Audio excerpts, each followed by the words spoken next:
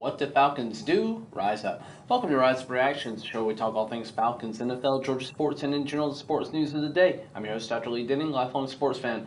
Hope everybody had a Merry Christmas, and hope we are all getting ready to have a Happy New Year going into 2023 here. I apologize for not making a reaction video to the Falcons' loss and subsequent elimination by the Baltimore Ravens. I will likely have that video out tomorrow. Just holiday situation, loss of power, super cold, terrible internet. Had to wait kind of till I got back to where I had a little bit more stable internet connection to make a video. But it's Thursday, so that means that I need to go ahead and make my prediction video for this week because we are kind of running out of time. I am 148-90-2. Last week was not particularly good. Went 9-7 on the week. A lot of those late matchups really screwed me over, as I'm sure they did a lot of people's teams. But let's just jump right into this and get started because we do still have 16 games to talk about. So we'll jump right in. We have the Dallas Cowboys at the Tennessee Titans on Thursday Night Football tonight. Dallas Cowboys coming off of a win against the Philadelphia Eagles. Now, they did beat the Gardner Minshew-led Philadelphia Eagles, and I think that Philadelphia is still overall a better team when Jalen Hurts is the quarterback. But Dallas did clinch a playoff spot. The Tennessee Titans are reeling. They are without Ryan Tannehill for the rest of the season. I think that means playoffs as well. So we're looking at a Malik Willis-led Tennessee Titans who just look completely hapless. It is in Tennessee. The weather is going to be a little bit better this week than it was last week. You're looking at more like 45 to 50 degrees tonight. So it's going to be a fairly normal fallish type weather game for the Cowboys and Titans. Cowboys, though, I do think they have a better offense overall. Their defense has not shown up the last couple of weeks. I think they will step it up in January when we get to the playoffs. But for the last game of 2022, let me go ahead and pick the Dallas Cowboys. Coming in next, we have the Arizona Cardinals at the Atlanta Falcons. Now, Arizona, not sure if they're going to have Colt McCoy. They may be running with Trace McSorley, who gave the Bucs a run for their money. The Bucs don't look like a good football team right now. For whatever crazy reason, it looks like Carolina may end up winning this division. That game will be played this week between the Bucs and Carolina and could decide the entire thing.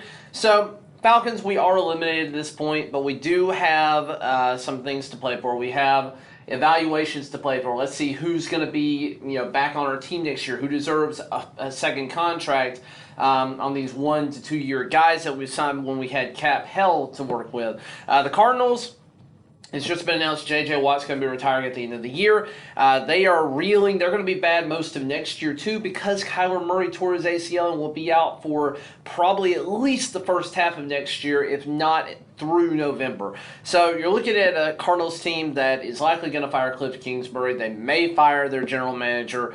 It's really unclear what they're going to do, but I do think the Falcons at home, Desmond Ridder gets his first win in the new year, 2023, in front of a crowd that would love to see him. Then we go to the Chicago Bears at the Detroit Lions. Detroit coming off of a tough loss last week. I do still have faith in the Detroit Lions. I didn't think they would lose a game going forward. They do have an outside shot at the playoffs right now for a wild card spot.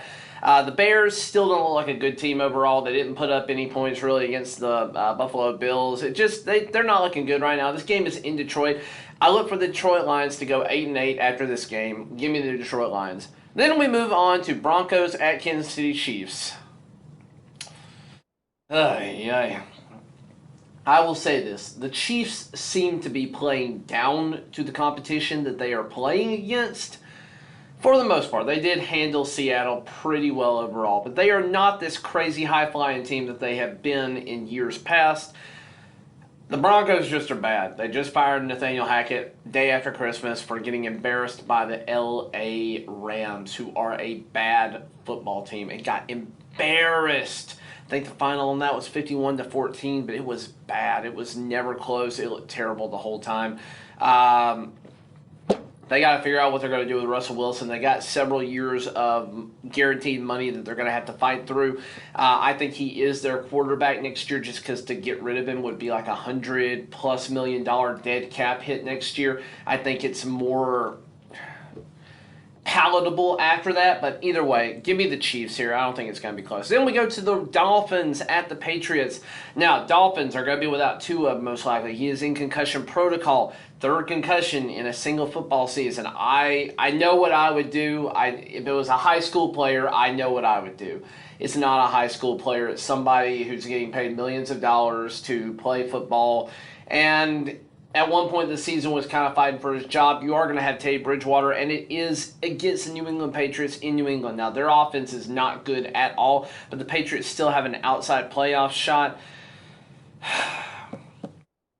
I don't like doing it. I'm going to pick the Patriots and hope that the Dolphins find a way to beat them. I would much rather see the Dolphins beating the Patriots, but my gut is telling me that this is a Patriots victory, even with the fumbling issue by Ramondre Stevenson all of a sudden. I will be pleasantly surprised if the Dolphins find a way to win this game, but they are not going to have Tua most likely for this game. Then we move on to the Indianapolis Colts, who are officially eliminated, going to the New York Giants. Jeff Saturday, you're going to probably lose this game on New Year's Day. The New York Giants have Saquon Barkley and Daniel Jones, who are pretty in sync right now. Still, they could use some wide receiver help. They have not done good in free agency or with drafting for the most part. Now, we don't know about Wan'Dale Robinson. He's been hurt. He's out for the rest of the year. But they could use some fresh wide receivers in New York. But it's not going to matter because they're going to win this game. It's in New York. It's in the cold. I think they handle Indianapolis easily. And Big Dick Nick, I'm sorry, I think you're going down to the Giants. And then you have the Saints at the Philadelphia Eagles. Now, the Saints have an outside shot at playoffs. It's going to get thoroughly squashed when they lose to the Philadelphia Eagles. I don't care who's starting this game. It's in Philadelphia. Gardner Minshew can be starting this game. I would give them the favorable matchup. Jalen Hurts can start this game, and they would blow them out of the water. Give me the Philadelphia Eagles. Now, could it be a trap game? Certainly could be. But give me the Eagles. I don't need to talk about the Saints and how bad they are overall. They've managed to win some games here and there, but two of those were against the Falcons, who have been pretty bad as of late. So give me the Eagles. Then we go Carolina Panthers at the Tampa Bay Buccaneers. Now, I am cheering for chaos. Total and complete, utter chaos at this point.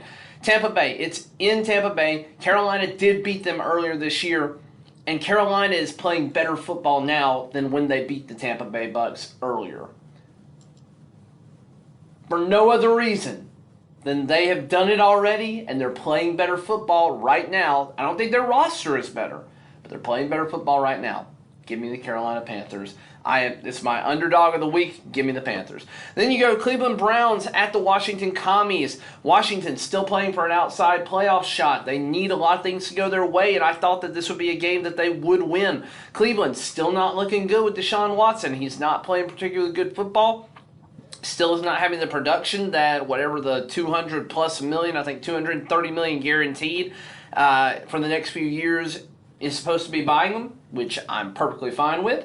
But, Washington Commies, they did bench Taylor Heineke last week for Carson Wentz, so things are not particularly good in Commie land right now, but I still think they're the better team overall. They have better talent, and it is in Washington, and it's in January, so there's a chance that injuries happen a lot in this game, so I'm going to pick the Commies. Browns, I think this will be a close game. I don't know what the spread is on it, but I would assume it's 3 points or less. But give me the Commies here, and I think it'll be about that type of game. Then we go to the Jacksonville Jaguars at the Houston Texans. This game is going to determine the division winners. Jacksonville has already... it's not going to determine the division winner, but this is a game that could be very interesting. Jacksonville at Houston. I think Jacksonville rolls over the Houston Texans, who have been playing better football the last couple of weeks. They did get a surprise win last week against the Titans. And really this game, what I'm getting at with that is this game doesn't really matter because next week is what matters. The game with the Titans against the Jaguars will determine the fate of the AFC South no matter what happens in this game or with the Titans game. But go ahead and give me the Jacksonville Jaguars here. I think they're the better football team. They are definitely trending up at the right time here, and they could be a dangerous team in the playoffs if they manage to get everything cooking at the same time with Trevor Lawrence taking massive steps forward. Jacksonville over the Texans here. Then we move into some of the 4 o'clock games.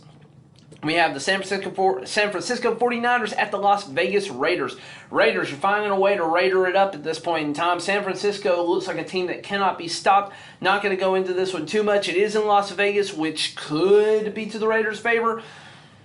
But I'm going to go ahead and give it to San Francisco. I think they're the better team. Brock Purdy, Jim Garoppolo, don't care who the quarterback is. I think they win this game. So give me the San Francisco 49ers at this point. Then we go to the New York Jets against the Seattle Seahawks. Now, it is in Seattle, and the Seahawks are virtually eliminated from the playoffs. I don't think they really have a good chance at this point. But I've been wrong before. The New York Jets are going to be benching Zach Wilson for the indefinite future. He is the primary reason that they lost last week. Now, they played the Jaguars, and they lost a terrible game. They did not play well at all. They still did play okay on defense, keeping them, I think, to 19 points, only one touchdown allowed, and the rest were field goals. So played a lot of bend, don't break. But it's really hard when your defense is on the field for more than half of the game because your quarterback play is that bad. So Jets, I think Mike White is supposed to be back. Seahawks, you still have Geno Smith. You guys are not putting it together at this point. Tyler Lockett may still be out.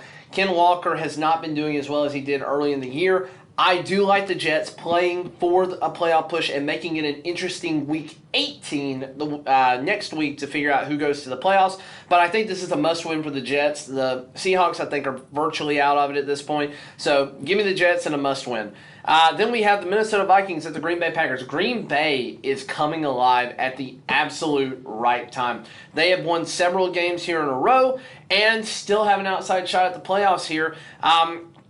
I do think the Green Bay Packers are better than the Minnesota Vikings this week. Minnesota has won a ton of one-score games. I think they've had 11 one-score games altogether, and that does not bode well for them. I have said that they are the most fraudulent doing well team this entire season, and I picked against them, and again, one-score games that could have gone either way all the way to the end of the game. I think Green Bay is going this one. Aaron Rodgers, this could be his last game as a Green Bay Packer in Green Bay. I can't remember if they have a home game next week, but either way, this may be his farewell tour for them. I don't look for Green Bay to make the playoffs, but they're not technically out of it yet, and they have to beat Minnesota to stay alive. I think Aaron Rodgers in January is going to keep that playoff hope alive. Then you go to the bad LA Rams, who did manage to do a lot against the Denver Broncos, playing the Chargers, who have locked in a playoff spot for the first time in a few years here. Chargers, though, playing better football overall than the Rams. I can't pick the Rams in good conscience for any reason. Rams aren't even playing for their first overall pick at this point. Give me the Chargers here. I don't need to talk about that too much. They're healthy at this point in time, so I think a healthy Chargers team is a dangerous team. They do need to be more consistent on both offense and defense, but Herbert is playing fairly decent football overall right now. Their defense needs to step it up, but I don't think they're going to have that much trouble LA on LA here, so give me the Chargers over the Rams. Then you have Sunday Night Football, Pittsburgh Steelers at Baltimore Ravens. Pittsburgh somehow is still in the hunt for a winning record. Mike Tomlin never having a losing record in his entire career, playing the Baltimore Ravens at home. Baltimore clinched the playoffs, or a playoff spot last week no matter what, but they're going to be playing, I think, the Bengals next week to determine the division winner.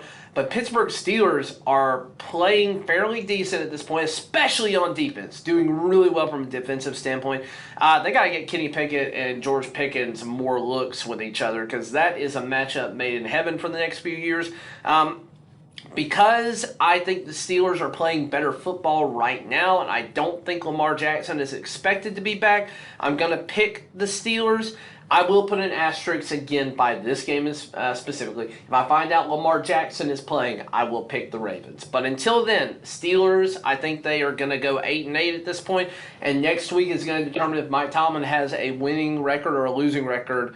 The losing record would be the first time in his career as a Steelers coach. Then we have a fantastic, finally what should be a good Monday night matchup with the Buffalo Bills at the Cincinnati Bengals. Both of these teams are rolling at a good time. They're both playing incredible football. Buffalo Bills playing great defense and have a solid offense, maybe one of the best in the league. Cincinnati Bengals have a great offense and a decent defense. It's in Cincinnati.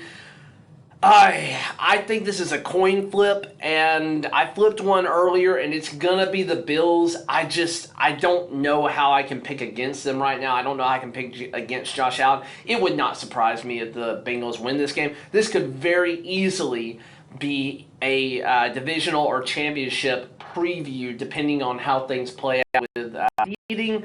But I certainly think this is a game to look for as a possible rematch in just a few weeks at the end of January or beginning of February for playoffs. I can't remember exactly when everything gets played. I think the last weekend of January would be the divisional round. First weekend of February would be the championship. But guys, that's just my thoughts. Let me know what you think down in the comments below. How have you been doing this season? Do you think I'm stupid for picking any of the teams that I'm picking? Would love to hear your thoughts down in the comments below. Thanks for watching. And as always, rise up.